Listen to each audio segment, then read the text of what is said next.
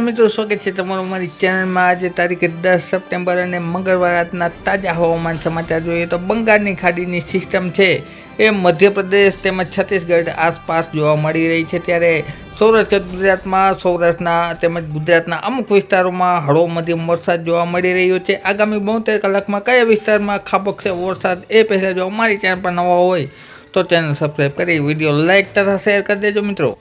10 તારીખ સાંજના તાજા હવામાન સમાચાર જોઈએ તો ભાવનગરની આસપાસના વિસ્તારોમાં વરસાદ જોવા મળી રહ્યો છે, જેમાં મહુવા, પાલીતાણા, ભાવનગર આ ઉપરાંત અમરેલીના વિસ્તારોમાં તેમજ સાથે સાથે ગીરના અમુક ગામડાઓમાં છે એ હળવો મધ્યમ વરસાદ જોવા મળી રહ્યો છે। સાથે સાથે ગુજરાતની વાત કરીએ તો મધ્ય ગુજરાતમાં વડોદરા, નડિયાદ તેમજ ગોધરાના વિસ્તારોમાં વાદળછાયું વાતાવરણ અને ક્યાંક ક્યાંક સારો એવો વરસાદ પણ જોવા મળી રહ્યો છે। ત્યારે ખાસ 11 તારીખની વાત કરીશું। 11 તારીખના રોજ વરસાદી એક્ટિવિટીમાં વધારો થશે। સૌથી પહેલાં સવારના 11 વાગ્યાના સમયની આસપાસ મહેસાણા વિસ્તારમાં તેમજ અમદાવાદના અને ગાંધીનગર તેમજ સાથે સાથે દાહોદના વિસ્તારોમાં ગાજવીજ સાથે વરસાદ જોવા મળી શકે છે।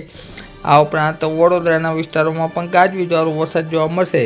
ત્યારબાદ આપણે બપોરના સમયનું તાપમાન અને વરસાદની માહિતી મેળવીએ તો તાપમાન છે એ 30 થી 32 ડિગ્રી જેટલું જોવા મળશે મિત્રો। અને સાથે સાથે વાત કરીએ વરસાદની તો વરસાદ છે એ ફરીથી ભાવનગર જિલ્લામાં મહેરબાન થશે। ભાવનગર સાથે સાથે સિહોર આ ઉપરાંત ધોળા, ઢસા તેમજ પાલીતાણા વિસ્તારોમાં, તળાજામાં, મહુવા વિસ્તારોમાં, જેસરમાં સાથે સાથે અમરેલી જિલ્લાની વાત કરીએ તો અમરેલી જિલ્લામાં આ ઉપરાંત ધારી તેમજ વડિયા સાથે સાથે જાફરાબાદ અને પીપાવાવના વિસ્તારોમાં।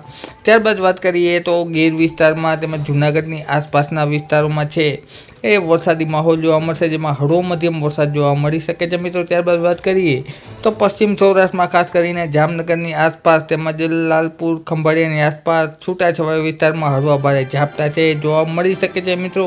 પરંતુ વરસાદનું જોર છે એ ભાવનગર, અમરેલી અને જૂનાગઢ તેમજ ગીર સોમનાથના વિસ્તારમાં વધુ જોવા મળશે, જ્યારે સુરેન્દ્રનગર, જામનગર, રાજકોટ તેમજ મોરબી વિસ્તારમાં છૂટાછવાયા વિસ્તારમાં વરસાદ જોવા મળી શકે છે। આ તરફ જોઈએ તો ઉત્તર ગુજરાતના ઘણા વિસ્તારોમાં, રાજસ્થાન અને મધ્યપ્રદેશ બોર્ડર આસપાસના વિસ્તારોમાં ગાજવીજવાળો વરસાદ જોવા મળશે। સાથે સાથે વડોદરામાં તેમજ દાહોદમાં પણ ગાજવીજવાળો વરસાદ છે એ જોવા મળી શકે છે મિત્રો તારીખ 11ના રોજ। ત્યારબાદ સાંજના સમયે પણ થોડા ઘણા વિસ્તારમાં વરસાદી એક્ટિવિટી જોવા મળશે। ત્યારબાદ આપણે 12 તારીખનું હવામાન જોઈશું તો 12 તારીખના રોજ પણ છૂટાછવાયા વિસ્તારમાં વરસાદ જોવા મળશે, જેમાં ભાવનગર આ ઉપરાંત વાત કરીએ તો અમરેલી વિસ્તારમાં તેમજ જામનગર તેમજ રાજકોટની આસપાસના વિસ્તારોમાં છે હળવો મધ્યમ વરસાદ જોવા મળી શકે છે। સાથે સાથે મધ્ય ગુજરાત અને ત્યારબાદ મિત્રો તારીખ 13ની વાત કરીએ તો 13 તારીખના રોજ દક્ષિણ સૌરાષ્ટ્રમાં વરસાદી ઝાપટા જોવા મળશે, જેમાં દક્ષિણ સૌરાષ્ટ્રમાં જૂનાગઢ આ ઉપરાંત વેરાવળ તેમજ સુત્રાપાડા, તુલસીશ્યામ, રાજુલા, મહુવા વિસ્તારમાં તેમજ તળાજા આ ઉપરાંત વાત કરીએ તો માણાવદર, કેશોદ,